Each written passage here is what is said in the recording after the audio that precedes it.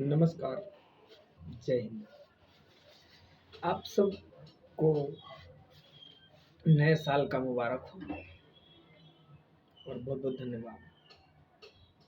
क्या आप सभी जानते हैं इस समय दिल्ली में क्या हो रहा है? हम बताते हैं आपको। कल की बात है, सुप्रीम कोर्ट के 2 जजों को गिरफ्तार कर लिया गया है, क्योंकि वो लोग ईवीएम हैंग करके दिखाना चाहते थे कि ईवीएम हैंग कैसे होता है। और इसीलिए वर्तमान के प्रधानमंत्री और गृह मंत्री उन सभी को पुलिस के जरिए जेल में शायद डाल दिए। आप लोग सोते रहिए, कोई टेंशन नहीं, बारिश आए पत्थर पड़े कुछ भी हो। आप लोगों को क्या लगता है, जहाँ तक ये मैसेज जा सकता है हमारा, आप लोग क्या लगता है बस जिंदगी भर हिंदू मुस्लिम हिंदू मुस्लिम हिंदू मुस्लिम करते रहिए और कुछ लोग 15-85 करते रहिए, है ना। जिस दिन ये मीडिया के लोग अपना काम बंद कर देंगे ये सोचकर कि जेल हो जाएंगे, लेकिन उनका न्यूज़ देखने वाले लोग घर से ही नहीं निकलेंगे। आप समझ सकते हैं। मैं एक एक मीडिया यूट्यूबर को देखा हूँ कि 2-2 घंटे में 3-3 लाख लोग देख लेते हैं वीडियो, लेकिन फिर भी अगर उनको पुलिस अरेस्ट कर ले तो वो घर से नहीं निकलते, बल्कि अपना न्यूज़ चेंज कर लेते हैं, किसी दूसरे मीडिया वाले की न्यूज़ उनके जैसा देखना शुरू कर देंगे, लेकिन उस मीडिया वाले को पलट कर भी नहीं देखेंगे कि वो कहाँ गया। ये हमारी देश। ऐसा नहीं कि हम आपस में जो नफरत रखते हैं ये कमी पूरा हमारा ही है, कभी नहीं ऐसा है। आज हम एक दूसरे में नहीं जुड़े हैं, पूरी कमी हमारा नहीं है। आज बाप या बेटा एक दूसरे में नहीं पढ़ता, कमी हमारा नहीं है। इसमें 50% कमी कुछ और है। जब हमारा देश आज़ाद हुआ था तो पढ़ा लिखा नहीं थे लोग, बहुत कम थे, लेकिन सब में भाईचारा हमदर्दी था। गरीब इससे भी ज़्यादा देश था, लेकिन पता किसी को नहीं चला। लेकिन आज हम लोग हवाई जहाज से उड़ रहे हैं, लेकिन नफरत सबसे पहले भाई से, फिर पड़ोसी से, फिर बाप बेटे में, माँ बहन में, तरह तरह के लोगों के साथ दिमागों के साथ खेला जाता है।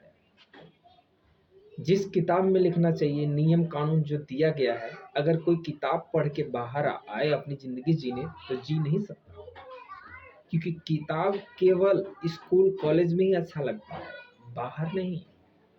एक समय था कि पढ़े लिखे शिक्षित व्यक्तियों की ज़रूरत था और देश उनको मानती जानती थी, लेकिन जब हमारा मेन पॉइंट ही अंगूठा छाप हो तो देश को पढ़ने लिखने से कोई लाभ नहीं।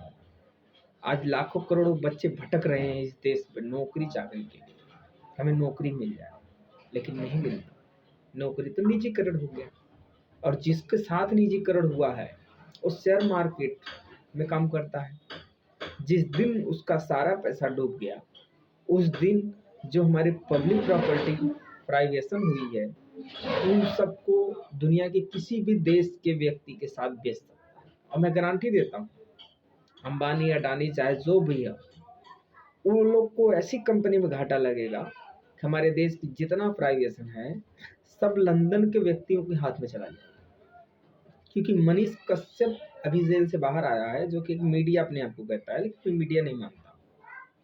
पहला कारण। दूसरा कारण, उनका एक खास मित्र है जिनका नाम है राकेश पांडे, शायद लंदन में उनकी कंपनी फैक्ट्री चलती है।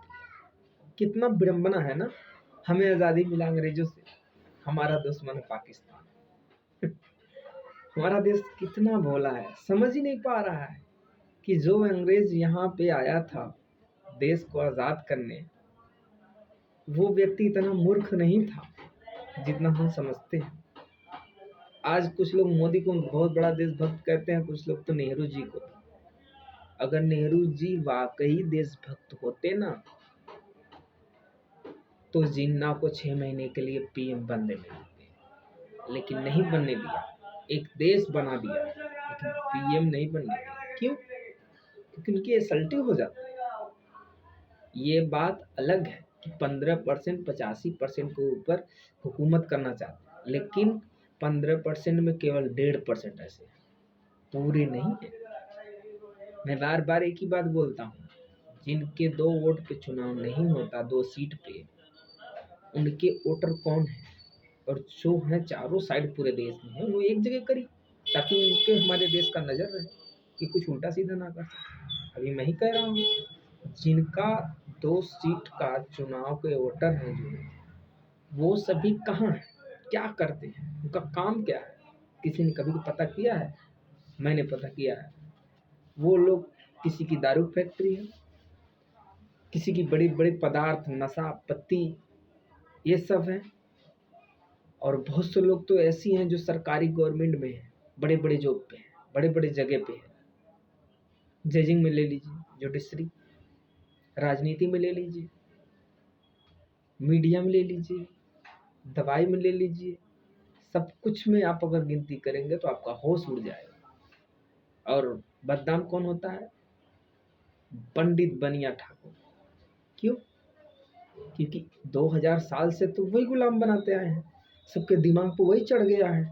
मैं कभी कभी मैसेज देता हूँ तो सबको बहुत बुरा लगता है कि ये कहाँ अटका है, लेकिन एक बार भी कोई हमारे तर्क को अपने दिमाग पे रख कर सोचता नहीं है कि ठाकुर बनिया पंडित इतना होशियार होते तो 100 साल की उम्र 60 साल पर नहीं लटकते। एक गरीब घर के व्यक्ति मजदूरी करते करते मर जाता है, लास्ट में कोई रोग होता है तब। लेकिन एक ठाकुर पंडित बनिया के घर जाइए, उनकी 35 से 40 साल उम्र हुई तो बिना चीनी की चाय पीने लगते हैं।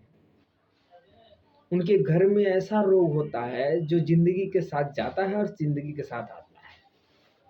तो भुगतान तो वो भी कर रहे हैं जितना, हाँ पहले 85% को सताया, भुगतान तो आज भी वो कर रहे हैं, लेकिन फिर भी लास्ट में उन्हीं के ऊपर लग रहा है। अगर कोई ब्राह्मण किसी बहुजन समाज में जाकर अपने आप को बदलना चाहे कि समानता होना चाहिए, लेकिन उस ब्राह्मण के सामने दूसरे किसी ब्राह्मण को आप बुरी तरह अपमान करेंगे तो थोड़ी कष्ट उसको जरूर होगा। क्यों? क्योंकि वो भी ब्राह्मण है।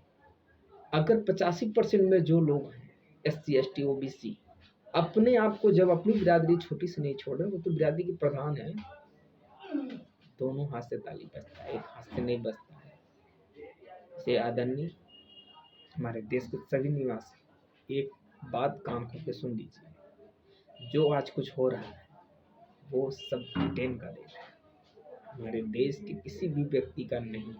हाँ यहाँ भी है, तो यहाँ वही लोग हैं जो अंग्रेजों के जरिए यहाँ की महिला से पैदा हुए, आज उन्हीं के पोती पोता बेटा आज देश को घुमा रहा है, कोई कुछ कर नहीं पा रहा है। इसके लिए आसान है, पूरा सेना एक हो जाए, कल सरकार भग जाएगी, पूरा पुलिस एक हो जाए, भग जाएगी सरकार। लेकिन नहीं, क्योंकि कैसे ये लोग बिखरेंगे? क्योंकि हर पॉइंट पे ब्रिटिश लोग के चमचे बैठे हुए हैं। अभी मैं ही मार्केट में आऊं और सोचूं कि तर्क द्वारा कोई बात करने आए, सही और गलत का फर्क हो हम निकाल सके, तो वो गोली मार देगा टचको, तुरंत साफ, ना रहे बांस न बजे बसुरी। और फिर उसके बाद जानते क्या करेंगे? थोड़े बहुत व्यक्ति हमारी बात को अगर सुनेंगे कि नहीं यार ये तो बंदा सही कह रहा है, भाई इतना गलत कैसे हो सकता है, कोई 1585 ऐसा अपने लिए मुसीबत क्यों लाएगा, इसकी बात सही है, तो फिर क्या करेंगे? 2 जगह रेप करवा देंगे, 2 जगह आतंकवादी करवा देंगे, 2 जगह ट्रेन पलटी कर देंगे। अब सारा मीडिया, सारा पब्लिक चारों साइड बढ़ जाएगी, तो फिर हमारी बात लुल हो जाएगी। लेकिन क्या करें? कहते हैं सबसे बड़ा पागलपन देशभक्ति होती है, शायद मैं पागल ही हूँ। लेकिन याद रखिएगा, सच हमेशा उसी के साथ होता है जो सच को पूरी तरह देख सकता है, समझ सकता है, जान सकता है। मैं एक ऐसे राह पे चल रहा हूँ, कब मेरी आंखें बंद हो जाए मुझे कोई नहीं पता। मुझे कोई दुख नहीं है इसका, दुख तो केवल इस चीज का है कि मैं देश के किसी भी व्यक्ति को अगर ना समझा पाऊँ, सबको तो ना समझा सकता हूँ, लेकिन कुछ लोग जो समझते हैं वो भी हम साथ हैं, हाँ में हाँ करते हैं, लेकिन सामने नहीं दिखते। इसलिए हाथ जोड़ के गुजारिश है, एक हो जाइए, यही बचाव है इस देश का। सभी चाहते हैं चुनाव हो, लेकिन हम चाहते हैं चुनाव ही ना हो, किसी योग्य व्यक्ति को PM बनाए, जैसे पहला PM बनाया गया था आज़ादी के बाद, और सबसे पहले वैक्सीन की जांच हो, क्योंकि मार्च के बाद जब लाशें गिरने लगेंगी ना, तब वाकई में कोरोना होगा, क्योंकि तब कोरोना नहीं था, लेकिन अब इंजेक्शन द्वारा आप सबके अंदर कोरोना डाल दिया गया है। इतना तेजी से हार्ट अटैक फैल रहा है जिसकी कोई सीमा नहीं। ये कितने रोग लगे हैं आपके अंदर कि आप ही नहीं जानते। इसलिए अगर आप लोग एक हो जाइए, देश हर संस्था, अरे यार जितने अधिकारी कर्मचारी हैं वो तो गांव से ही है ना, जितना सेना में है सब घर के ही है ना, उनके घर पे हम पहुंच गए कि भैया अपने बच्चे को मना करो, और पब्लिक की सेवा करने गया है, नेताओं की चटुगिरी कर रहा है, तो कौन सा देशभक्ति कर रहा है? क्योंकि जो सरकार मेन है, सभी सांसदों का, विधायकों का, चुनाव आयोगों का, सुप्रीम कोर्ट से लेकर हाई कोर्ट के जजों को, सबको सुरक्षा जो दिया गया है ना, वो सुरक्षा नहीं है, चक्रव्यूह है इनका। अब महामहिम द्रौपदी जो है, ये क्यों नहीं अपनी मनमानी कर रही? संविधान का संपूर्ण नियम ये है कि जैसे टोटल लोकसभा सीट का आधा सीट निकलता है तो बहुमत होता है, तो वैसे भी 5 साल के लिए पीएम रहता जरूर है, लेकिन पावर पूरी तरह केवल 2.5 साल ही रहती है। उसके बाद पूरी पावर फिर से राष्ट्रपति के पास आता है, क्योंकि राष्ट्रपति सबसे ऊपर होते हैं। लेकिन आज महामहिम द्रौपदी क्यों नहीं कुछ कर पा रही है? क्योंकि इस समय आदिवासी के ऊपर बीजेपियों का, बजरंग दल, विश्व हिंदू परिषद, ये सब सभी अंग्रेज भरे हुए हैं। इसमें ठाकुर पंडित बनिया एक का दुक्का, SC ST एक का दुक्का है, केवल देख ही देगा, बाकी इनको भी नहीं पता है कि ये लोग हैं। लेकिन बहुत, ये मुझे गुजरात से ही पता चला, गुजराती ने ही बताया, जो बताया 4 ही दिन बाद मारा गया। लेकिन संजोग ये अच्छा था कि उन लोगों को ये नहीं पता था कि वो व्यक्ति मैं ही था। लेकिन मुझे जांच करने में 9 साल लगे, कहीं कोई बात गलत ना हो, लेकिन परफेक्ट सही है। इसलिए मैं मजबूर हूँ कि आप सबके थोड़ा बहुत समय लेता हूँ, कुछ संदेश देता हूँ। फिलहाल आज हम जा रहे हैं जंतर मंतर पे, थोड़ा देखने वहाँ का माहौल क्या है, क्योंकि सुप्रीम कोर्ट के 2 वकीलों को कल अरेस्ट किया गया, क्योंकि वो मांग कर रहे थे कानूनी नियम से ईवीएम से चुनाव नहीं होना चाहिए, इसीलिए उनको अरेस्ट किया गया है। अब आगे की सूचना जैसे मिलेगी मैं शाम को आपको मैसेज दूंगा।